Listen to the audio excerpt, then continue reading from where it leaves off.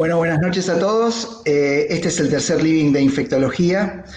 Para este tercer living elegimos presentar 4 casos clínicos que la verdad que nos resultan muy interesantes y bueno, fuimos nosotros tanto en el Sanatorio Mitre como Anchorena partícipes del tratamiento de estos pacientes.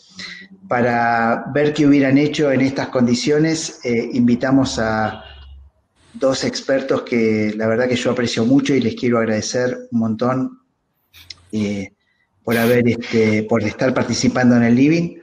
El primer experto es la doctora Wanda Cornstein, que es médica infectóloga, jefa del Servicio de Prevención y Control de Infecciones del Hospital Austral, codirectora de la Maestría en Control de Infecciones y miembro de SADI-SATI.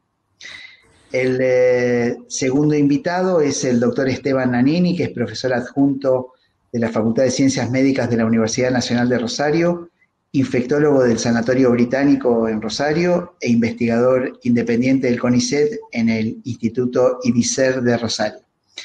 La presentación de los casos las va a hacer Fabricio Morales, que es nuestro jefe de residentes en Sanatorio Trinidad Mitre, y vamos a ver si en el segundo caso que presenta Esteban, Romina Musante, que es staff del servicio nuestro en Trinidad Mitre y médica de IPTEI, si puede darnos la opinión que en algún momento pedimos de Estados Unidos por este caso.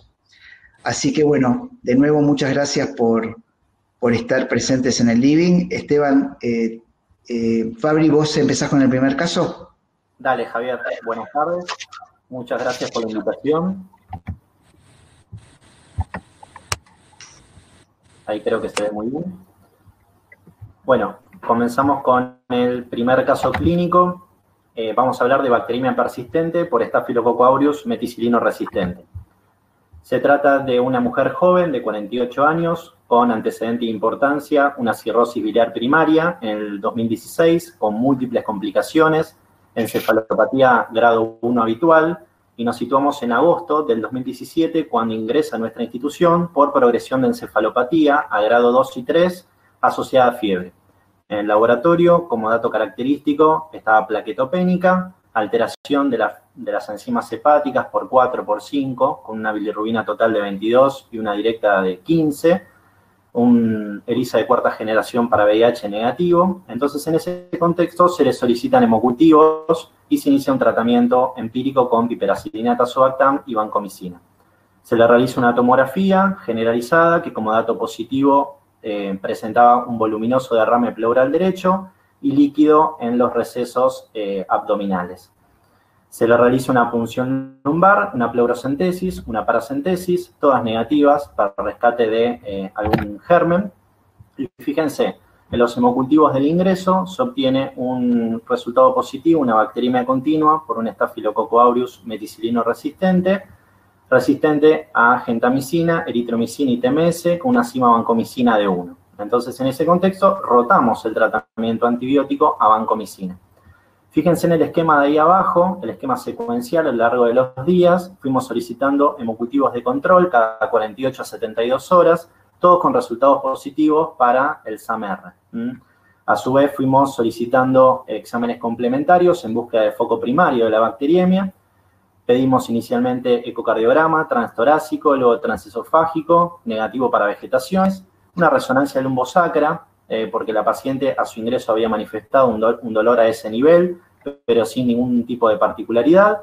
Y a lo largo de estos días solicitamos 2 vancocinemias en valle, las 2 dentro de rangos entre 15 y 20. Entonces, al día 17 nos encontramos ante una bacteriemia persistente por SAM-R, e independientemente de que la paciente se encontraba clínicamente estable y estaba sin fiebre, decidimos rotar el tratamiento antibiótico, estaba con vancomicina, y lo pasamos a terapia combinada con daptomicina y cefazolina. En los primeros hemocultivos de control que solicitamos posterior a ese cambio de antibióticos, ya fueron negativos. Lamentablemente, días más tarde, la paciente requiere el ingreso a terapia intensiva por progresión de su enfermedad de base y se produce el óbito. Entonces, luego de este primer caso clínico, nos planteamos diferentes preguntas, algunas dudas, y la primera de ellas fue si la cima vancomicina es menor o igual a 1 y los niveles de vancocinemia en valle se hallan dentro del rango adecuado, ¿cuándo cambiaríamos nosotros de grupo de antibióticos? Si empleáramos daptomicina, ¿lo haríamos en forma combinada o en monoterapia? ¿Y con qué drogas en caso de hacerlo? ¿Cuál sería la dosis recomendada para bacteriemia? ¿Cuándo utilizaríamos terapia combinada con vancomicina y con qué drogas de hacerlo? ¿Y cuál es el rol de los nuevos antibióticos beta-lactámicos en infecciones por SAMR? ¿Y cuánto tiempo trataría una bacteria persistente por SAMR? Y si solicitaríamos además un otro estudio complementario antes de suspender el tratamiento antibiótico. Gracias, Fabricio. Gracias, Javier, por la invitación. La verdad que es un gusto para mí estar esta noche, tarde-noche, discutiendo un tema, para mí apasionante y que es bastante frecuente en la clínica práctica, que es la bacteremia por Staphylococcus aureus. El primero de los casos es una bacteremia persistente en una paciente cirrótica. Entonces, Fabricio, vos, si alguna de las preguntas que quedan sin contestar, después de que yo revise más o menos este slide y el que viene, me la haces recordar y volvemos sobre eso, ¿sí? Dale, perfecto. Bueno, primero, claramente las comorbilidades influyen sobre el outcome, sobre el desenlace final de los pacientes con bacteremia. Eso hay múltiples reportes, múltiples estudios.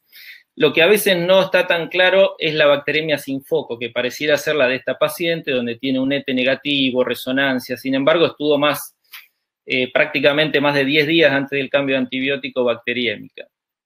Y hay un estudio interesante publicado en el 2014 en el Journal of Infection, donde compara cuál es la mortalidad en múltiples estudios, cuál es la mortalidad de las bacteriemias de acuerdo al foco. Al día 90, casi el 50% de los pacientes con neumonías bacteriémicas había fallecido. Eso es un mensaje importante. Neumonía, bacteriemia, estáfilo, mal pronóstico y son los pacientes que tenemos que ser más agresivos. En segundo lugar, como era de esperar, en tercer lugar, las endocarditis. Pero en el medio del mal pronóstico de los pacientes con neumonía y endocarditis por aureus, están las bacteremias sin foco. Así que atención, que la mortalidad es mayor que los pacientes con endocarditis. Así que cuando tenemos bacteremia sin foco, tenemos que estar pensando que ya de por sí es un paciente de peor pronóstico. Ahora, bacteremia persistente, la definición no está de todo claro, puede ser 7 días, puede ser 5, puede ser 3. Indudablemente lo que sabemos es que a mayor tiempo de positividad de los hemocultivos de control, hay mayor riesgo de siembra y de focos a distancia. Se estima que si los hemocultivos al día 7 son positivos, un 45% va a tener focos a distancia, y eso depende de cómo lo busquemos también. Si hacemos un PET, probablemente vamos a encontrar más, si hacemos resonancia, ETEs, fondo de ojo, etc. También es sabido que es más frecuente la bacteremia persistente cuando tenemos un aureus meticilino resistente que con un aureus meticilino sensible, y eso quizá tenga que ver más que con el germen y la virulencia de cada uno en sí, sino con qué tratamos a cada uno. O sea, los SAMR lo tratamos con glicopéptidos y los AMS con betalactámicos en general. Y hay también distintos estudios que los betalactámicos generarían un mejor perfil de respuesta inmunológica hacia los aureus que los glicopéptidos, lo cual esto explicaría también el favorable, por qué le va mejor a los pacientes con aureus meticilino sensible que a aquellos con aureus meticilino resistente, más allá de la mayor tasa de comorbilidades que suelen tener los aureus meticilino resistentes. Otro punto para observar es que incluso ya con una bacteremia que sea mayor a 2 días de persistente, un estudio reciente, abajo están las leyendas, las referencias, un estudio reciente muestra que incluso con 2 días de bacteremia persistente la mortalidad es mayor. Y aún así siempre pensamos, ¿no?, que tener hemocultivos, lo menos que podemos hacer por un paciente es negativizarle los hemocultivos. Estudios del año pasado, publicados en la referencia 3, en el Open Forum de Infectious Diseases, nos muestra que haciendo PCR y tratar de detectar ADN bacteriano en genes conservados de aureus, muestra que el tiempo de persistencia en la sangre es mucho mayor que aquellos hemocultivos positivos. Si esto va a cambiar nuestra conducta en el futuro, no lo sabemos, probablemente, pero creo que es interesante pensar de que muchos pacientes en que negativizamos los hemocultivos, si le midiéramos por PCR el ADN bacteriano de un gen conservado de aureus, todavía lo encontremos. Y en cuanto al uso de vancomicina, hay una nueva recomendación de la ITSE y del grupo de farmacéuticos de Estados Unidos en cuanto a cómo dosificar vancomicina para pacientes con aureus en general. Y veníamos de tratar de acostumbrarnos y de dosar solamente los valles, y bueno, las nuevas recomendaciones nos dicen que en realidad tenemos que tratar de dosar en base al área bajo la curva y a la SIM. Y ya no hacemos tanto hincapié en qué SIM tiene el aureus. Esos estudios que veíamos en el 2013, 2015 sobre si aquellos cepas con SIMes de vancomicina de 1,5 le iba peor, y si medíamos por ITs, por microdilución, en general creo que se llegó a un acuerdo que la SIM 90 en la mayoría de los estudios por microdilución en caldo es 1 microgramo mililitro, y ese es el valor que tenemos que usar. Entonces, lo que apuntan, y distintos estudios han demostrado, acá en la referencia 5 les muestro solo uno, pero hay distintos estudios que han demostrado que si se alcanza valores de área bajo la curva sobre la SIM mayor a 400, la probabilidad de falla y mortalidad en aureus METI-R es menor. Ahora, para medir área bajo la curva, lo que hacíamos antes, o lo que venimos haciendo, que es la medición del valle, no tendría tan buena correlación. Y si pudiéramos medir el área bajo la curva, la tasa de toxicidad renal por vancomicina sería menor. Hay distintos software que utilizan el método bayesiano, que se basa en publicaciones previas, en base de datos sobre uso de vancomicina, calcula el volumen de distribución en esta población y el clearance de vancomicina. Lo que sí se requerirían 2 niveles por lo menos, que no hace falta que sea valle y pico, y hay programas de software, algunos que están disponibles online como para hacer el cálculo, pero realmente la metodología requiere un sistema y una dedicación bastante importante para tratar de dosar vancomicina en forma adecuada. Y desde hace ya años que distintos investigadores a nivel mundial tratan de mejorar la actividad, la eficacia o efectividad de la vancomicina, y se han propuesto, en base a estudios in vitro, combinarla con betalactámicos.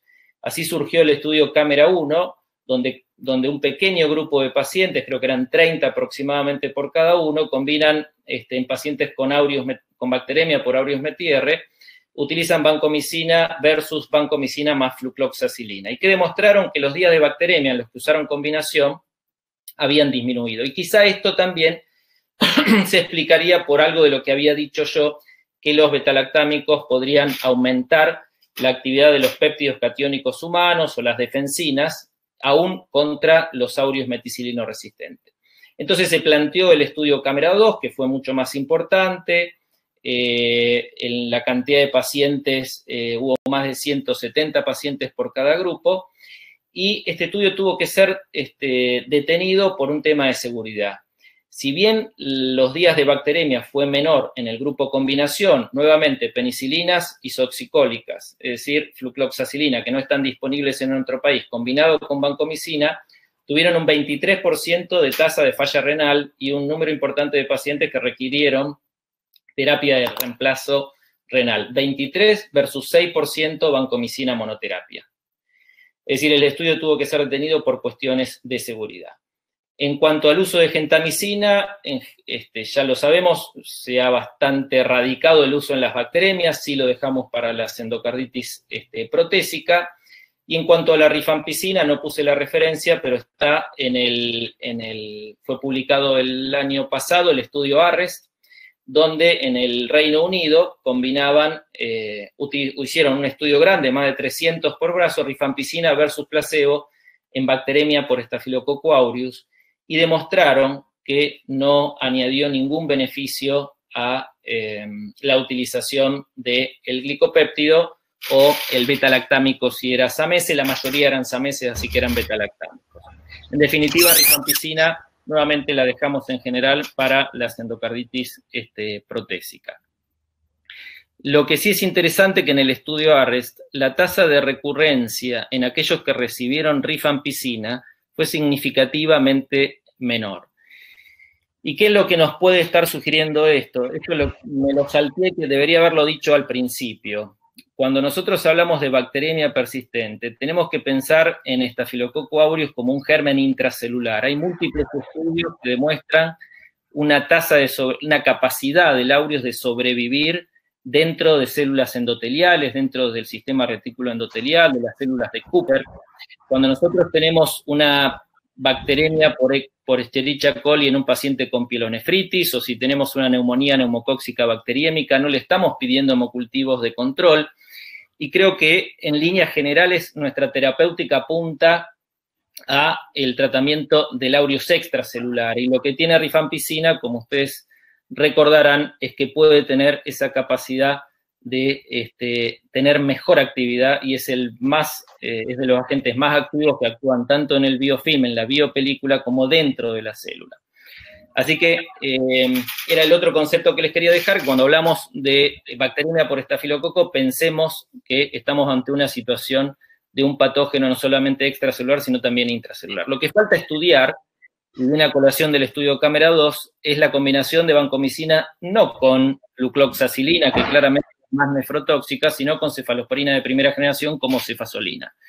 Esta es una estrategia interesante, que bueno, pero faltan estudios para que nos puedan decir si realmente esta combinación puede ser efectiva. Por el momento, es todo lo que puedo decirles en cuanto a las combinaciones y al uso de la vancomicina. Bueno, y si vamos a comparar vancomicina versus daptomicina, ustedes saben que la daptomicina la estamos todavía aprendiendo a usar. Cuando se empezó a describir la dosis de 6 miligramos kilo, y hoy en día sabemos que las dosis que utilizamos, y era una de las preguntas, Fabricio, es por lo menos 8 miligramos kilo, que creo que es lo que se tiene que utilizar para bacteremias por aureus. Hay estudios post-marketing de endocarditis izquierda también, con buena respuesta. Y un estudio reciente del año pasado del grupo de George Sakulas es un estudio abierto que comparó solamente 40 pacientes a recibir daptomicina en dosis de 8 miligramos kilo y ceftarolina cada 8 horas, 600 miligramos, versus monoterapia. La gran mayoría de ellos fue vancomicina. Hubo 2 pacientes que recibieron daptomicina en pacientes con bacteremia por SAMR, donde casi la mitad de los pacientes tenían un foco endovascular. El estudio tuvo que ser suspendido nuevamente porque al término de 30, 40 días, ninguno de los pacientes que había recibido la combinación había afectado, y en cambio había 6 pacientes del grupo que habían recibido vancomicina monoterapia, un 23% que había tenido una mala evolución. Con lo cual, esto nos plantea no solamente quizá un cambio de paradigma, donde sabemos que la daptomicina en cierta forma actúa como un péptido catiónico humano, como una defensina, rompiendo y haciendo poros en la pared del estafilococo, y el betalactámico ha demostrado que favorece la acción tanto de los péptidos catiónicos humanos, de las defensinas, como también de la daptomicina, con lo cual es muy atractiva la combinación de daptomicina más betalactámicos, y más si tenemos un betalactámico que tiene actividad propia anti-aureus meticilino resistente, como la ceftarolina. Estudios prospectivos sobre qué betalactámico añadirle a daptomicina no hay. Hay distintos estudios in vitro. Hay un solo estudio retrospectivo en Detroit, donde compara en forma retrospectiva a aquellos pacientes que recibieron daptomicina más betalactámicos, la mayoría de ellos cefalosporinas, y por distintos motivos, para cubrir gérmenes gram negativos, etc. Y este estudio demostró que la mortalidad fue menor en aquellos que recibieron la combinación dapto-betalactámicos versus daptomicina monoterapia. Sin embargo, hubo mayor tasa, como era de esperar, de Clostridium difficile en el grupo de la combinación, y hubo mayor tasa de falla renal en la combinación. Pero en líneas generales, como concepto, tenemos que dejar de pensar en la vancomicina 1 gramo cada 12 como nuestra primera y única alternativa, entender de que hay tratamientos que pueden ser más efectivos y más rápidamente efectivos, que es lo importante, dado que la persistencia de la bacteremia es claramente un factor de mal pronóstico. Y como en la misma editorial del estudio de Sacoulas que le mencionaba de la combinación de aptomicina-ceftarolina, no quiere decir que vamos a utilizar estos dos antibióticos que por un tema de costo es muy elevado, obviamente, durante los 42 días o los 28 días que decidamos tratar la bacteremia, sino podemos hacerle por lo menos hasta que el paciente negativice los hemocultivos, tenga una mejoría clínica y después de escalar y poder utilizar algún otro agente, incluyendo uno de estos dos en monoterapia y no necesariamente combinado. Es más o menos lo que les quería decir, cómo estamos en tiempo, sobre el primer caso, Fabricio. No sé si quedó alguna pregunta por responder. No, todo respondido, Esteban. Si querés pasamos al segundo. Dale, cómo no. Bueno, el segundo caso es bacteremia persistente por Staphylococcus aureus metiese, ¿sí? Se trata de un varón de 52 años, inmunocompetente, que como antecedente de importancia tuvo una osteomielitis cervical en el 2009 por un SAMese, el cual requería artroplastía, e ingresa en abril de este año por un cuadro clínico de 2 semanas de evolución, con dolor en el muslo izquierdo, y por lo cual ingresa verdaderamente es porque en las últimas 96 horas agrega eritema localizado. El paciente sin fiebre y clínicamente estable. En el laboratorio de ingreso presentaba leucocitosis, 18.400 blancos con fórmula desviada hacia la izquierda y un dímero D de 10. En ese contexto se le realiza un ecodoppler de miembro inferior izquierdo que no evidencia ni colecciones ni trombos a ese nivel. Se le solicitan hemocultivos por 2 y se inicia un tratamiento antibiótico empírico con AMS y vancomicina.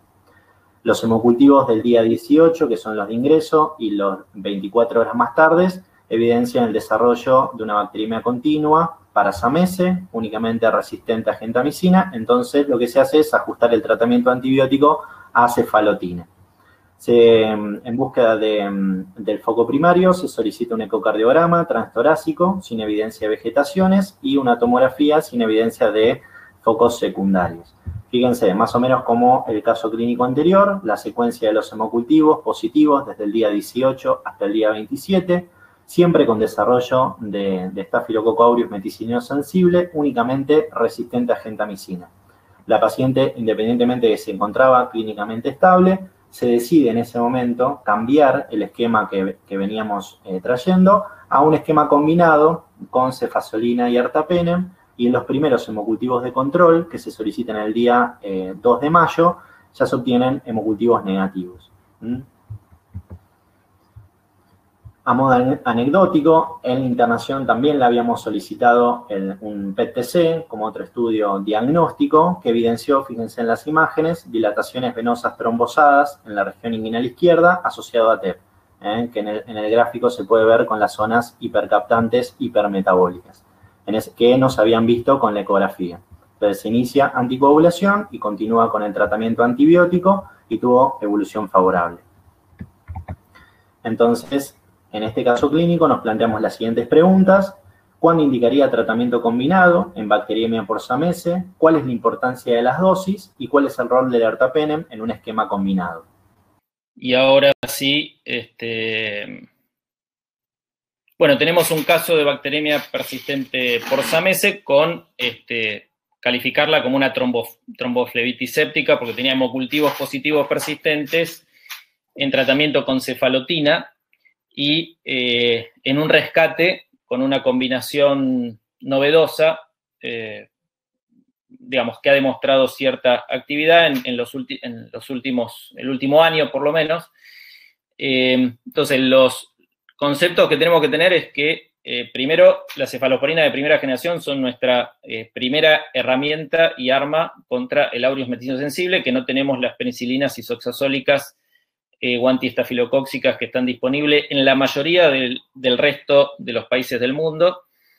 y que entonces tenemos que conocer bien cuáles son nuestras armas terapéuticas y las diferencias entre ellas. En realidad, la cefaloordina fue sacada del mercado, fue la primera cefalosporina desarrollada en Estados Unidos justamente porque había sido causa de falla en pacientes con endocarditis y eso que estudiamos en la facultad, que las cefalosporinas de primera generación son igualmente estables frente a las betalactamasas que producen el 85-90% de los aureus, es erróneo. Digamos, cada betalactámico tiene un perfil, una tasa de hidrólisis por las betalactamasas, que también son distintas, son 4 tipos de betalactamasas, de la A a la D, las más prevalentes son las A y las C, y sabemos que a nivel enzimático, la tipo A tiene mayor tasa de hidrólisis de la cefazolina y la tipo C mayor tasa de hidrólisis de la cefalotina. ¿Qué enzima produce el SAMESE que tenemos enfrente nuestro? No lo podemos saber no lo podemos saber en un laboratorio de microbiología. Esto puede variar en el tiempo y en la región geográfica. Hay aureus que producen más A, otros, digamos, geográficamente hay clones que tienden a producir más A y otros más C.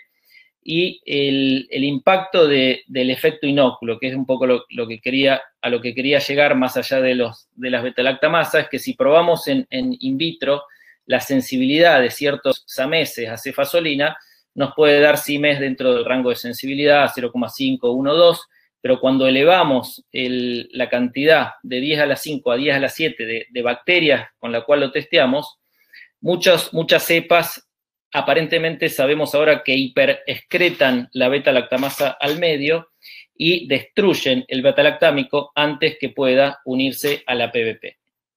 Con lo cual hay un porcentaje variable de cepas de Staphylococcus aureus que producen distintas beta-lactamasas en gran cantidad o la excretan en realidad en gran cantidad y que producirían este efecto inóculo. Que si tenemos una infección leve, probablemente no tenga ninguna significancia. Si tenemos un absceso profundo que es correctamente drenado, tampoco, pero en situaciones de infecciones severas y profundas, donde la cantidad de bacterias que tenemos en una vegetación, en una endocarditis, es 10 a la 11, entonces en esos casos es donde puede claramente justificar fallas terapéuticas de las cefalosporinas, las distintas cefalosporinas.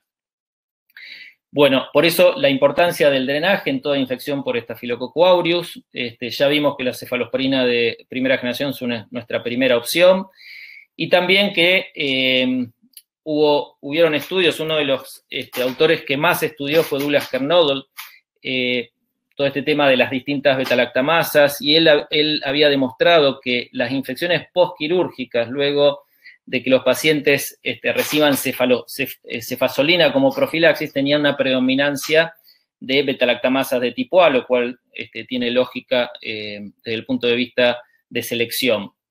Entonces, mi opción en general es utilizar cefalotina, que es un poco más estable y tiene menos efecto inóculo, y especialmente en pacientes que han recibido cefazolina previamente. También las dosis de la cefazolina, en general en las guías se recomienda 2 gramos cada 8, pero está claro de que en algunos pacientes en la etapa inflamatoria, mayor volumen de distribución, etcétera, las dosis máximas que uno puede utilizar de cefazolina pueden llegar a ser 9 a 12 gramos, así que en muchos pacientes aumentamos la dosis por lo menos a 2 gramos cada 6 horas.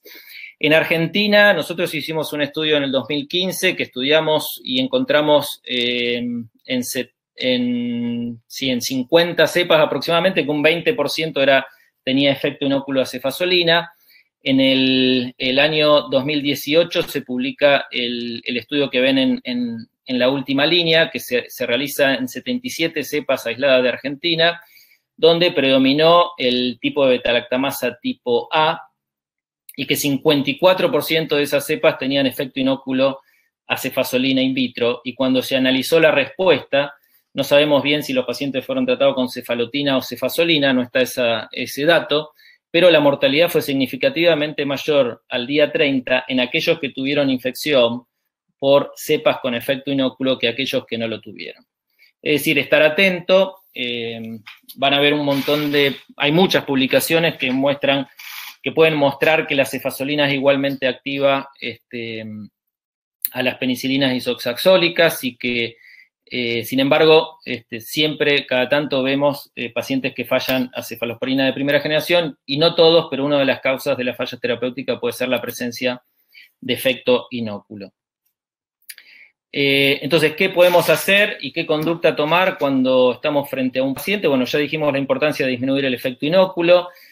Si un paciente está fallando a cefazolina, en el laboratorio no podemos decir si esa cepa produce qué tipo de beta-lactamasa, entonces puede ser lógico rotar a cefalotina o viceversa.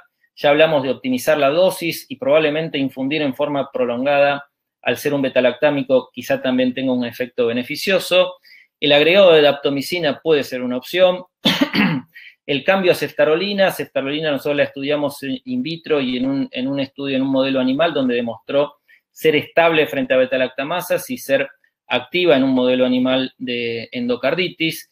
El agregado de inhibidores de beta-lactamasa no ha sido estudiado más que amoxicilina clavulánico en un modelo animal, donde pudo la combinación amoxicilina clavulánico más cefazolina disminuir el recuento bacteriano de las vegetaciones de los animales comparado con la cefazolina sola, y la combinación con ertapenem, que se describe un caso en el año 2016, y postulando una hipótesis de el ertapenem atacaría la PBP1 y la cefazolina se ubicaría no solamente la PBP1, sino también la PBP2, con lo cual esta combinación tendría una actividad sinérgica.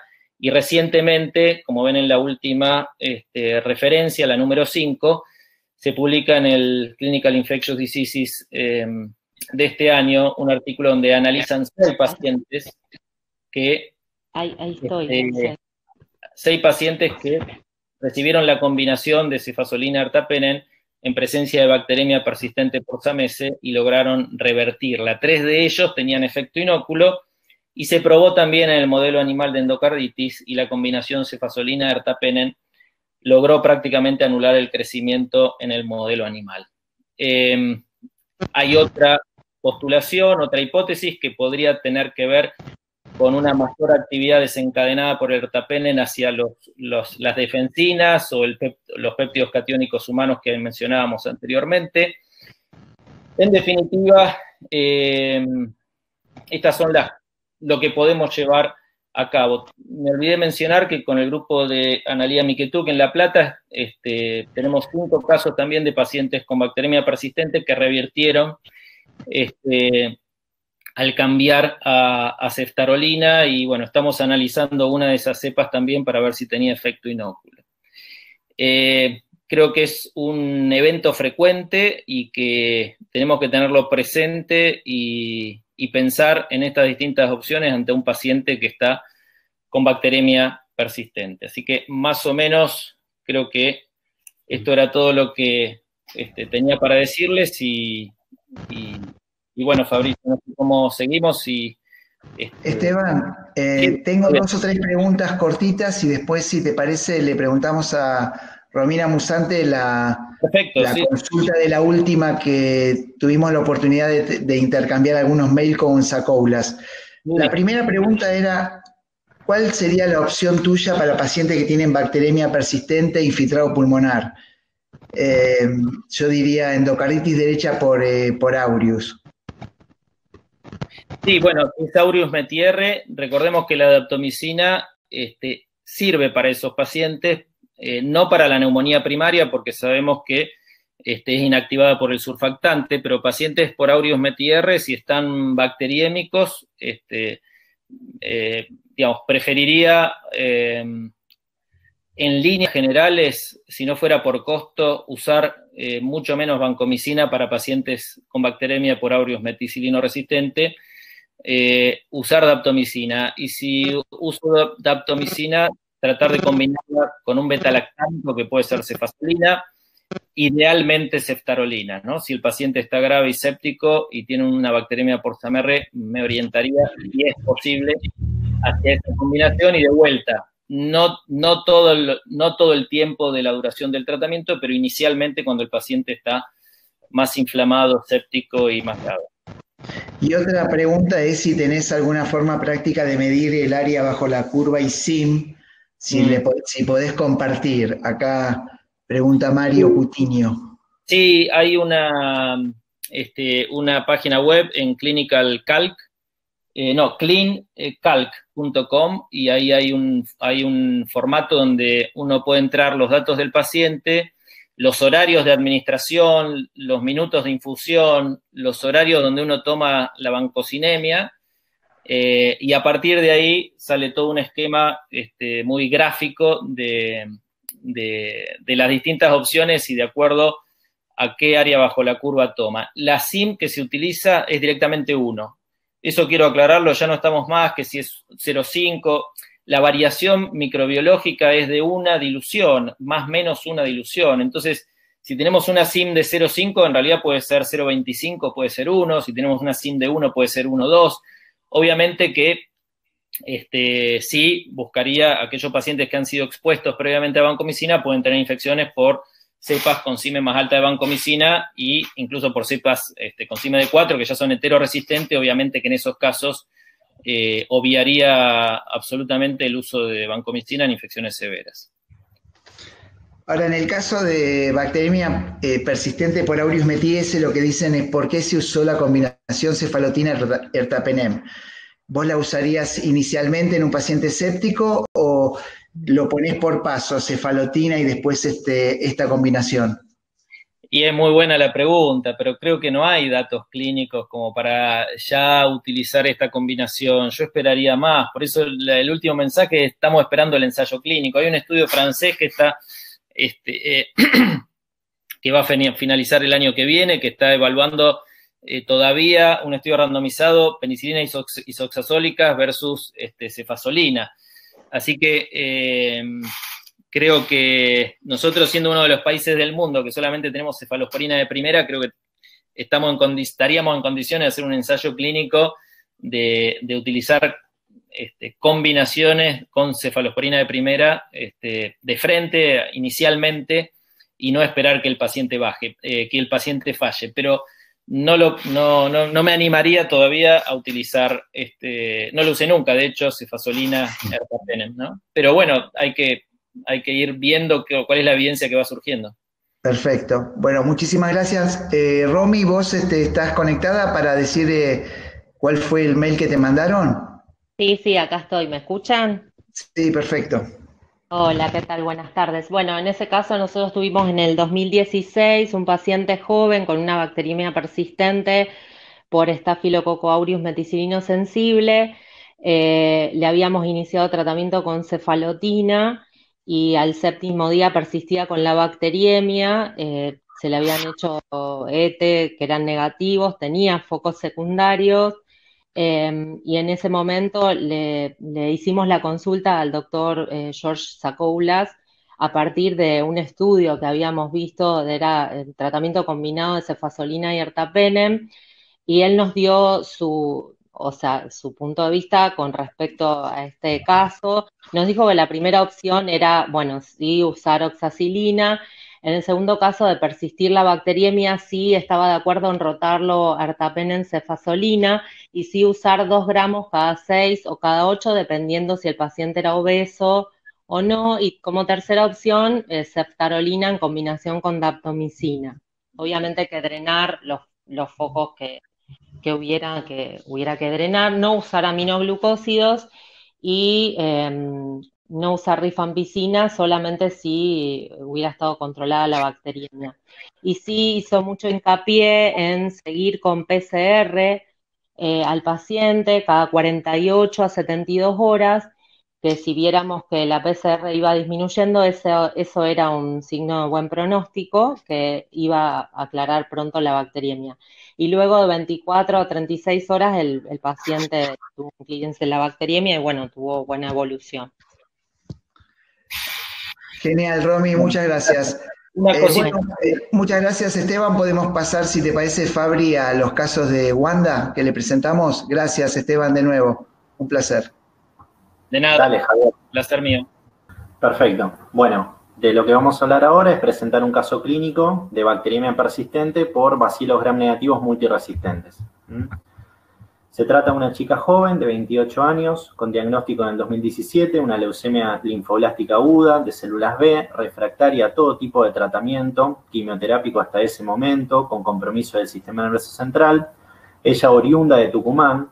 En ese contexto se le hace, en el contexto de una evaluación pretrasplante, se le realiza una tomografía con evidencia de lesiones hepáticas y esplénicas, se le hace una biopsia hepática con desarrollo de paecilomices. Entonces, es derivada a nuestra institución para comenzar no únicamente una tercera línea de quimioterapia, sino además para iniciar tratamiento con anfotericina, por la infección fúngica.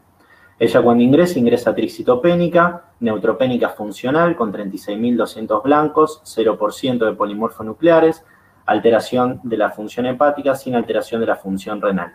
A las 72, 96 horas aproximadamente, intercurre con neutropenia febril, postquimioterapia sin foco, comenzamos tratamiento con carbapenems, la paciente únicamente había presentado un registro febril, no tuvo rescates microbiológicos, entonces hicimos 6 días en total, y como no estaba colonizada por gérmenes multiresistentes, continuó con ciprofloxacina profilaxis. Ya el día 22 de enero, la paciente persistía neutropénica e intercurre con shock séptico a foco biliar, abdominal, requiere de terapia intensiva, de inotrópicos, ventilada espontáneamente, no requirió ventilación, se le toman hemocultivos y se inicia un tratamiento empírico con meropenem y vancomicina. Fíjense, los hemocultivos del día 22 dieron como resultado positivo una bacteriemia continua para una Klebsiella pneumoniae productora de carbapenemasa, únicamente sensible a micacina, colistin, fosfomicina y meropenem con una SIM menor a 8. Entonces ajustamos el tratamiento antibiótico y colocamos meropenem en combinación con colistin. En los días sucesivos fuimos solicitando hemocultivos de control, siempre con el rescate de la misma bacteria. Entonces decidimos continuar con el tratamiento antibiótico, meropenem y colistin, y agregamos fosfomicina a ese esquema anterior. Debido a la inestabilidad de la paciente, no se podía bajar a hacer una tomografía, entonces se le hizo una ecografía abdominal en lecho, que evidenció una enteritis del paciente neutropénico con una pared secal engrosada de 12 milímetros, cirugía, mantuvo conducta expectante quirúrgica.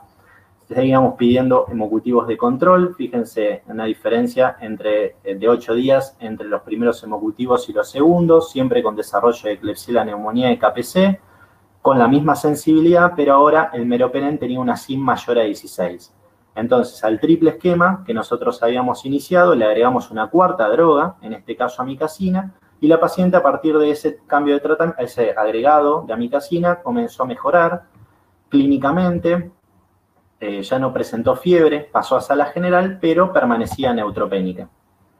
En los hemocultivos posteriores volvió a presentar la misma Klebsiella, productora de carbapenemasa, y ahora ya tenía una SIM meropenem mayor a 32. Como la paciente había evolucionado bien, decidimos mantener el mismo esquema antibiótico. 24 horas posteriores sale de neutropenia, recupera glóbulos blancos, y los hemocultivos posteriores a la primera salida de neutropenia ya son negativos. Lamentablemente, días posteriores, la paciente evoluciona con fiebre cefalea, se le hace una pantomografía que evidencia abscesos cerebrales, hepáticos, esplénicos y renales. Entonces, decidimos en conjunto realizar tomar una muestra de absceso hepático para poder diferenciar si se trataba de la Klebsiella pneumoniae o se trataba del paecilomices. Sin embargo, al mismo tiempo, recibimos el resultado de una PAMO que le había hecho la hematóloga, donde evidenciaba refractariedad para la enfermedad. Entonces, en ese contexto, la paciente, ante la negativa de continuar con cualquier tipo de tratamiento invasivo y o médico, regresó a Tucumán. Entonces, nos planteamos las siguientes preguntas para este caso. La primera de ellas, teniendo en cuenta la SIM a meropenem, menor a 8, mayor a 16, mayor a 32, ¿qué esquema considera útil para esta paciente? ¿Cuál es el rol actual del colistin y los aminoglucósidos en el tratamiento? De acuerdo a los focos secundarios que tuvo esta paciente, ¿cuál sería la opción de antibiótico que elegiría actualmente? Y como nueva droga, el ceftazidime, si siempre va asociado a terapia y si va asociado con qué drogas lo asociaría. Hola, buenas noches a todos. Javier, un gusto, no me había presentado y saludado, un gusto estar en este espacio tan lindo y discutiendo casos clínicos. Hola, Fabricio. La idea, la verdad que estás contando un caso sumamente interesante. A voy a poner la presentación, habitual hoy en día el tema de la aparición de infecciones por Klebsiella pneumoniae productora de KPC. Un tema que no es menor, en este caso estás hablando de un paciente inmunocomprometido, neutropénico febril, y en un tratamiento inicial empírico con un carbapenem, como pusiste en su primer evento de neutropenia febril, que hace que uno seleccione, y ahí va la importancia de lo que uno utiliza en los primeros esquemas, porque ahí uno va seleccionando de la flora del paciente aquello que tiene resistencia y aparece fundamentalmente estos microorganismos de difícil tratamiento. Como opciones terapéuticas para Klebsiella pneumoniae resistente a carbapenem, o en este caso vamos a hablar puntualmente de KPC, tenemos estas, ¿no? Que en realidad ahora las vamos a nombrar, pero en realidad hoy cada vez tenemos menos. Si uno empieza a analizar la sensibilidad de sus KPC en las instituciones que cada uno trabaja, en realidad hoy las opciones terapéuticas cada vez son menos. Colistin más menos, o sea, a veces tiene sensibilidad y otras no. Aminoglucósidos, lo mismo, en algunos sitios tiene sensibilidad y otros no. Y fosfomicina, como drogas viejas, estas drogas las tuvimos que reciclar, eran drogas que, o sea, aminoglucósidos no, siempre estuvieron, pero tanto fosfomicina como colistin tuvieron un rol un poco más protagónico a partir del avenimiento de estos gérmenes multiresistentes.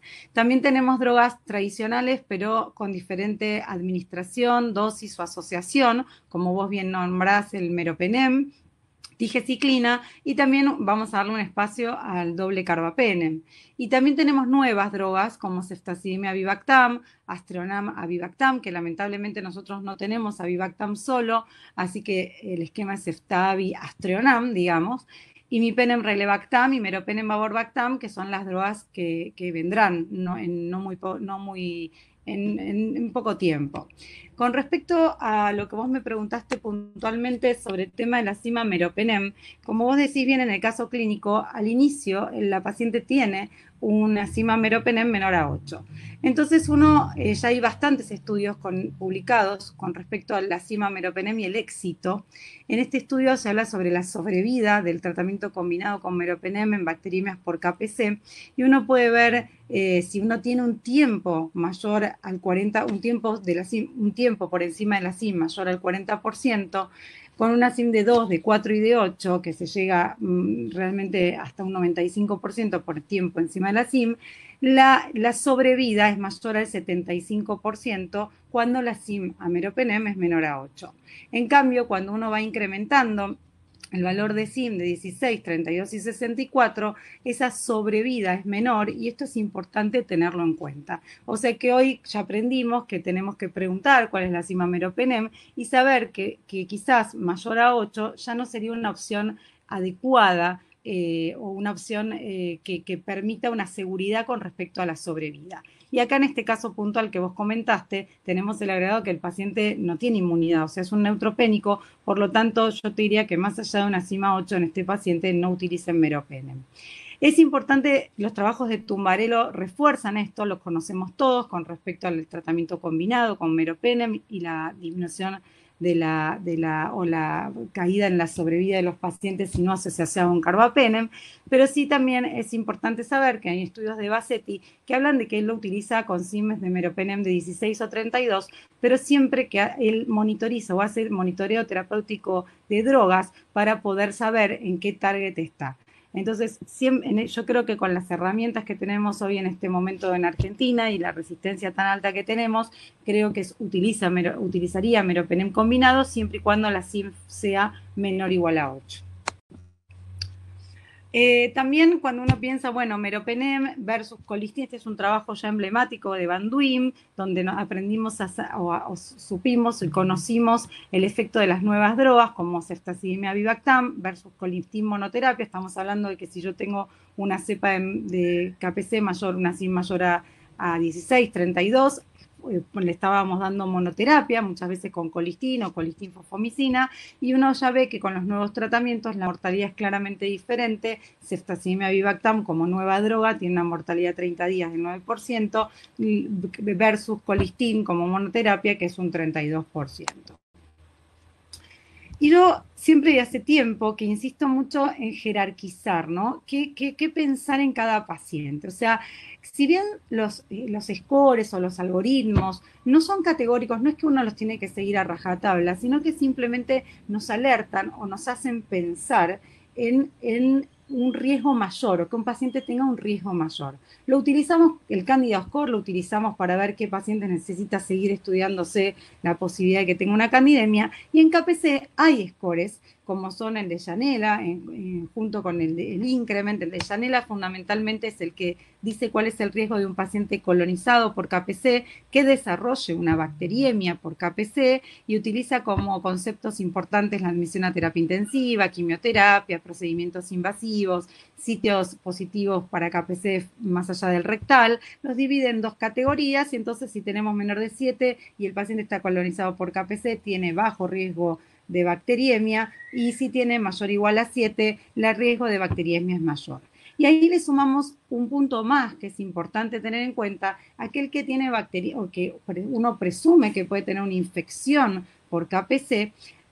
También vos me preguntaste si usamos siempre monoterapia, combinado, cómo lo hacemos, y en realidad uno en este score, que es el Increment Score, que utiliza una cohorte de pacientes con infecciones por Klebsiella pneumoniae productoras de carbapenemasa, establece aquellos pacientes que tienen mayor riesgo de morir por una infección por KPC, tomando el punto de corte mayor o igual a 8, y considera como punto muy importante la aparición de shock séptico, que tiene un peso de 5 puntos.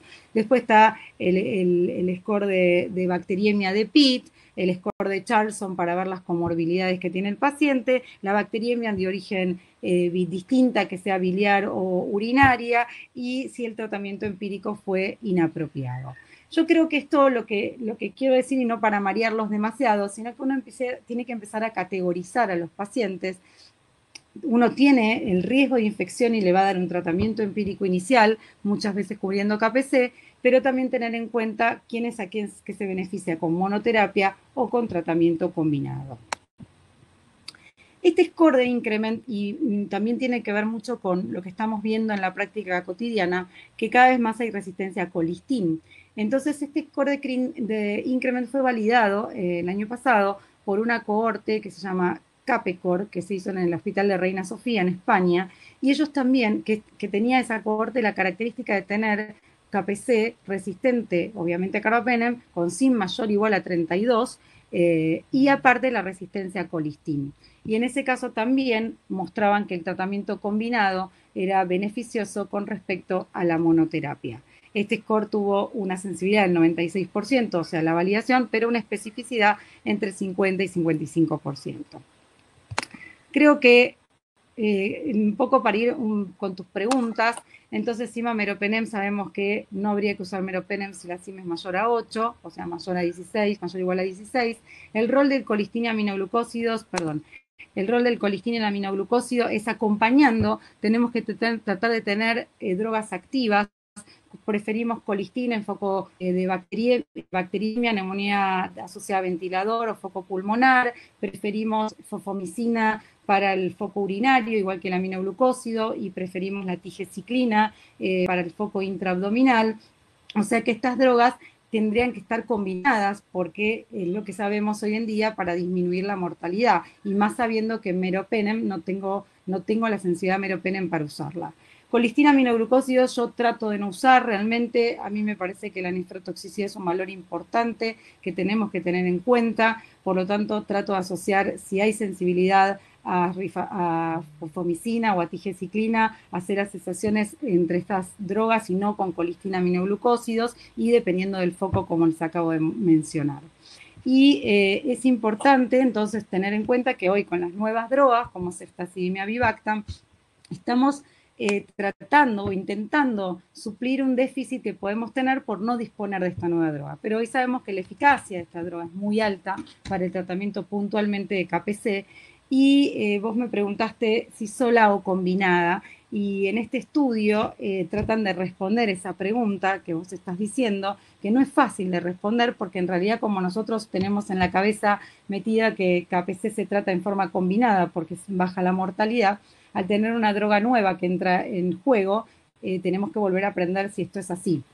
Entonces, en este estudio, donde evalúa la eficacia en términos de mortalidad y tasa de cura microbiológica, es un metaanálisis de 11 estudios retrospectivos. Recordemos, la evidencia de estudios retrospectivos es menor que la que puede ser prospectivo o un estudio clínico aleatorizado.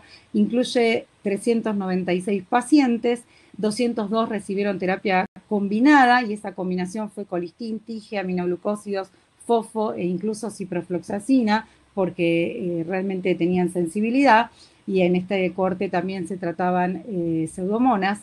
En infecciones, 105 fueron neumonías, 222 bacteriemias, 65 infecciones intraabdominales, 55 infecciones de tracto urinario, o sea que fundamentalmente neumonía y bacteriemias eran los que estaban más representadas. Y cuando vemos la mortalidad en el grupo de tratamiento combinado fue del 38%, y en el grupo de monoterapia del 30%, con un intervalo de confianza que va de 0,88 a 1,58. Por lo tanto, lo que podemos ver es que realmente la mortalidad no varía con esta nueva droga en el tratamiento combinado versus el monoterapia. Y eso es importante también cuando hacen la diferenciación al excluir pacientes con pseudomonas aeruginosas, donde claramente no hubo diferencias tampoco en la mortalidad. O sea, hoy también recordar que siempre da el miedo de la monoterapia y la probabilidad de aparición de resistencia. Y en esta droga, en este caso, si hablamos de algunas mutaciones relacionadas a KPC3 o a BLA-KPC3, podemos ver que lo que recupera el microorganismo es sensibilidad a otros beta-lactámicos. Entonces, ceftazidime avibactam se transforma en una droga combinada, por ejemplo, con meropenem, en el caso de cepas resistentes. Y eso hay que tenerlo en cuenta. Siempre con Pasterán hablábamos de que eligieron una droga para combinar difícil como es la ceftazidima y no una droga un poco más estable como es un cefepime o un meropenem, pero bueno, por eso tenemos que saber que si se selecciona resistencia en la monoterapia, tenemos la posibilidad de utilizar un carbapenem porque se hacen exquisitamente sensibles a otros beta-lactámicos. Creo que hasta acá estamos, Fabricio, con el primer caso, ¿te parece? Perfecto, Wanda, muchas gracias. No, de nada. Bien, el último caso, una neumonía por pseudomonas multiresistentes. Se trata de una paciente mujer de 61 años que ya cursaba una internación prolongada de más de 95 días. Ella había ingresado a la terapia intensiva directamente por angioedema por enalapril, y como intercurrencias durante la internación estaba dializando, había tenido una bacteriemia por Klebsiella pneumonía Eblea asociada a catéter, candidemia por Candida albicans, y se encontraba colonizada por KPC.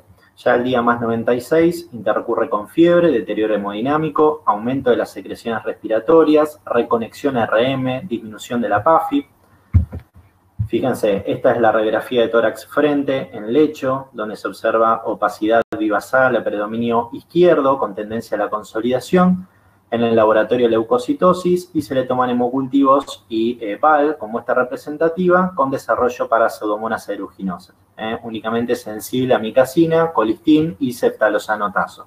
La paciente había comenzado un tratamiento con colistin, pero el familiar decidió no continuar ni con tratamiento médico ni con tratamiento invasivo. La idea era colocar tratamiento con ceftalozanotazo. La paciente no tuvo buena evolución. Entonces, lo que nos preguntamos para este caso en particular es, de acuerdo al esquema empírico y de acuerdo a la paciente que presentamos, ¿debería comprender un tratamiento para KPC? De acuerdo a la neumonía por pseudomonas aeruginosas, ¿cuál es la penetración de los diferentes antibióticos que tenemos actualmente y qué experiencia tenemos con el colistin inhalatorio? Y con respecto al ceftalozanotazo, si es una opción terapéutica, específicamente en este paciente, y si va en monoterapia o combinado con otro antibiótico. El caso es interesante, realmente. Yo voy a dejar como un primer mensaje que la verdad es que nosotros hoy hacemos malabares para tratar estas bacterias que nos ganan sin duda con respecto a la multiresistencia, y tenemos que considerar que las nuevas drogas son estrategias muy importantes para bajar, para tratarlos con mayor eficacia, ¿no? Hasta este momento, cuando no teníamos tratamiento, subsidiábamos esquemas de 3 o 4 drogas para tratar, obviamente, de mejorar la sobrevida de los pacientes, pero hoy en día hay drogas que son efectivas para estos microorganismos. Con respecto al tratamiento, esto no es la segunda pregunta, pero después voy a volver al tratamiento empírico con KPC pero vamos a aprovechar la diapositiva. Vos me preguntás la penetración de antibióticos en pulmón. En realidad, no es fácil de medir si uno quisiera saber cuánto penetran los antibióticos. Hay dos formas. Una es saber la concentración de la droga en el epithelial lung fluid, y la otra forma es la microdiálisis. Uno va a ver más el contenido, lo que es intersticial o a nivel de los vasos, y otro a nivel de lo que es el alvéolo. Este es un trabajo que, si bien ya tiene unos años, pero ya tiene, nos muestra, de acuerdo a las dosis de estos nuevos antibióticos, cuál es la penetración en este líquido pulmonar y cuál es la penetración en su relación con la unión a las proteínas plasmáticas, ¿no? Entonces, hoy podemos ver que en general los beta-lactámicos en su totalidad tienen una buena concentración a nivel del pulmón. Acá incluye ceftarolina, que quizás puede ser una de las más bajitas, pero tanto imipenem como meropenem vaborbactam o ceftazidima, avibactam, tienen una concentración alrededor entre el 30 al 50% en el epithelial line fluid. En el caso de ceftolozano tazobactam, que es la nueva droga para pseudomonas también, podemos ver una concentración del 50%, y el resto de las drogas, la verdad que tenemos muchas esperanzas, porque muchas de ellas concentran y de buena manera en lo que es el pulmón.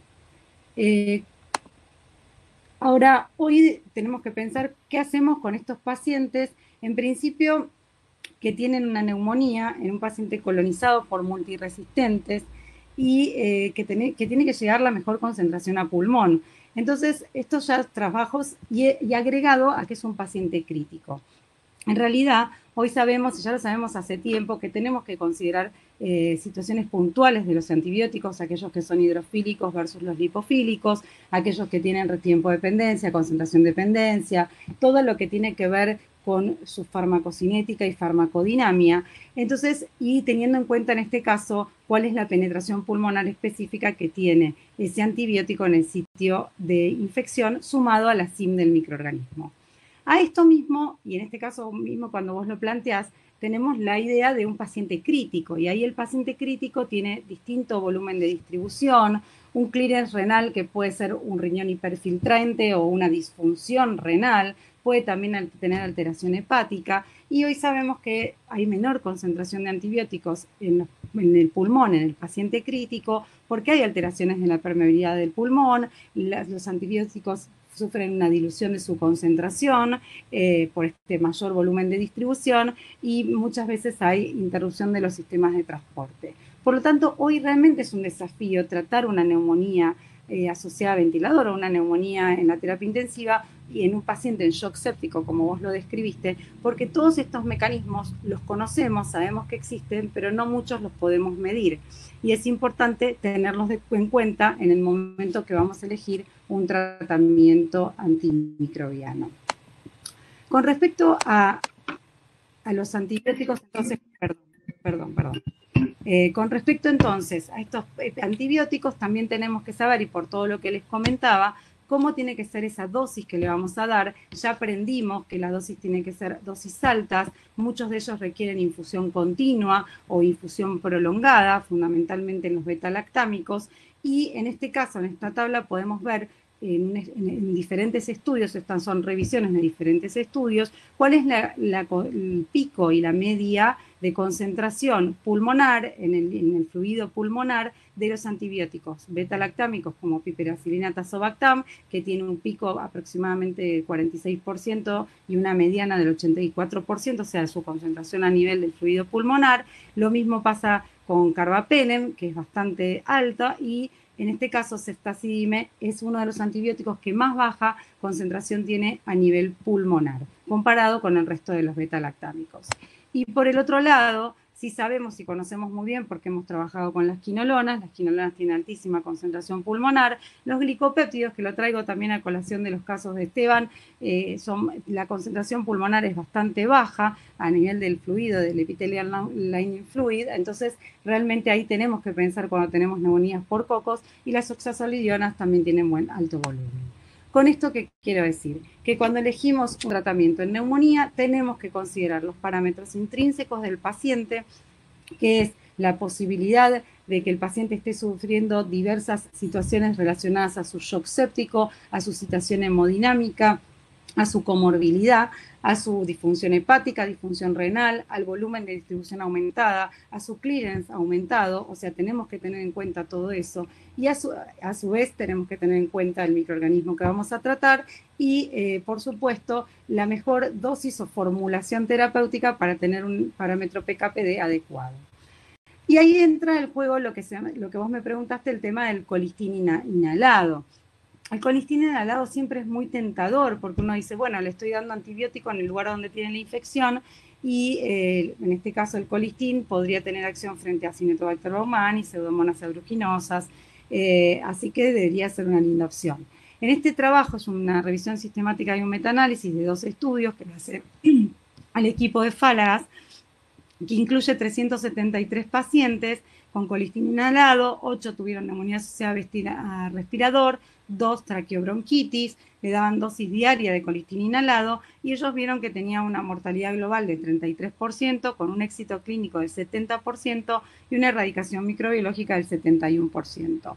En este estudio, en este trabajo, los estudios que incluyeron fue exclusivamente con colistin inhalado, porque en muchos de los otros trabajos vemos colistin inhalado más colistin endovenoso. Entonces ahí uno pierde un poco el parámetro del impacto real de este tratamiento.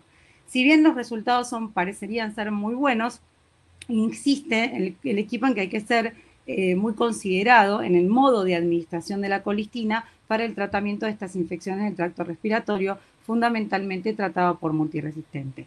¿Esto qué quiere decir? Que para hacer una terapia inhalada y con colistina o con cualquier otra droga, tenemos que disponer de nebulizadores adecuados, con un jet adecuado para que lo que llegue específicamente al pulmón, que tenemos que tener distintos sistemas para que la droga, por ejemplo, el colistin es un antibiótico que queda fundamentalmente en las paredes del nebulizador, o sea que nosotros creemos que nebulizamos con colistin y en realidad mucho de eso queda en el tubo o en el nebulizador, entonces no llega nada. Entonces hay que tenerlo como consideración, faltan estudios para que sean categóricos, pero en este momento creo que en Argentina no disponemos del equipamiento necesario o el equipamiento adecuado para tener un jet para distribuir la droga de manera adecuada a nivel pulmonar. Para ir con respecto a ceftolozano tazobactam, esto es un estudio de Estados Unidos, es un estudio de la sensibilidad, tanto en pacientes de terapia intensiva, en no terapia intensiva, mayores de 65, menores de 65, y la realidad hoy sabemos que ceftolozano tazobactam es una opción terapéutica realmente muy potente para Pseudomonas aeruginosa. Es mucho mayor, y esto lo compartimos en Argentina también, es mayor que ceftazidime, meropenem, pipertazo e incluso las quinolonas. Y por otro lado tiene una potencia muy, muy importante con respecto a su poder frente a Pseudomonas. Entonces, en este estudio, que ya está aprobado hace un tiempo, es el ASPEC-NP, donde se usó para neumonía, puntualmente, ceftolozano tazobactam versus meropenem, 300 y pico de pacientes por rama, neumonía asociada a ventilador, 71%, con una PH2 al menos de 20, o sea, pacientes gravemente enfermos en un tercio de los casos, todos en terapia intensiva, y lo que se vio es que la tasa de cura clínica y la tasa de mortalidad fue similar para ceftolozano tazobactam versus meropenem. Importante tener en cuenta que en el caso de pulmón, en el caso de ceftolozano tazobactam hay que duplicar las dosis, se usa una dosis de 3 gramos cada 8 en lugar de 1,5 por la llegada a nivel del epithelial line fluid. Entonces, realmente lo que se vio en este estudio es que ceftolozano tazobactam en dosis altas es un tratamiento eficaz y bien tolerado para la neumonía nosocomial por bacilos gram negativos, y específicamente, si uno tuviera que pensarlo, es un tratamiento muy importante y muy efectivo para Pseudomonas.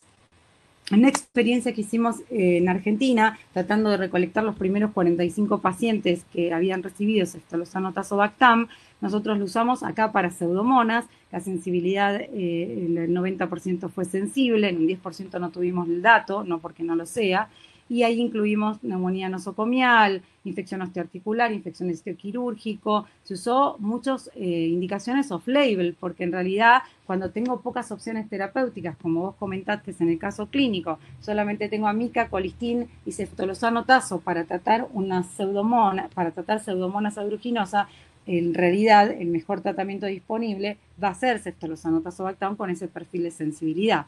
Y bueno, en estas infecciones tuvimos un 73% de respuesta clínica y en un tercio de los casos se utilizó como monoterapia, que eso es algo muy importante. Entonces, un poco en resumen de lo que vos comentás del caso clínico, yo creo, y volviendo a si vos me preguntaste inicialmente si se necesita un tratamiento empírico para KPC, como mostré en el caso anterior, para mí sí lo requiere. En un paciente con shock séptico colonizado por KPC crítico, deberíamos incluir el tratamiento de la KPC, y si podemos apoyarnos en estos algoritmos que les comenté, tanto el score de increment fundamentalmente y el score de Janela, nos ayudaría a tomar decisiones en el inicio de tratamiento para KPC, monoterapia o tratamiento combinado. Y por otro lado, entonces, resumiendo tu caso clínico, en neumonía, yo por ahora en Argentina no insistiría como tratamiento con antibióticos nebulizados. Creo que tienen dificultades en implementarse. El mejor esquema en esta paciente, teniendo su cuadro clínico grave y una neumonía por pseudomonas, creo que es ceftolozano tazobactam. Probablemente espera siempre la sensibilidad antimicrobiana para iniciar un tratamiento con esta droga. Y yo creo que tenemos que volver a reflexionar sobre los tratamientos combinados con drogas nuevas, porque no creo que demuestren mayor eficacia que en monoterapia. Y es un desafío para todos nosotros aprender a relajar el tratamiento combinado para estos gérmenes, teniendo drogas potentes y efectivas. Si hay que combinar ceftolozano tazobactam, la opción terapéutica in vitro más prometedora es con fosfomicina en el caso de pseudomonas aeruginosa. Creo, Fabricio, que más o menos cubrí las preguntas. ¿Puede ser? Si quedó alguna. No, muchas gracias, Wanda. No, de nada. Bueno, yo quería agradecer un montón la presencia de Esteban, de Wanda, de Fabricio y de Romy. La verdad que nos llevamos un montón de conceptos nuevos a casa y eso para el manejo de los pacientes vemos que es muy útil. Después de tanto COVID en el último año, esto nos dio un respiro, digamos, un aire de infectología, que es lo que nos encanta. Así que bueno, les agradezco a todos. Los esperamos en el cuarto living, que es en diciembre, y bueno, pronto nos vemos todos. Gracias por la presencia de todos ustedes. La verdad que hoy fue un récord de gente que nos está escuchando, y la verdad que estoy cada vez más contento con los livings. Gracias a todos. Chau. Muchas gracias, Javier. Muchas gracias.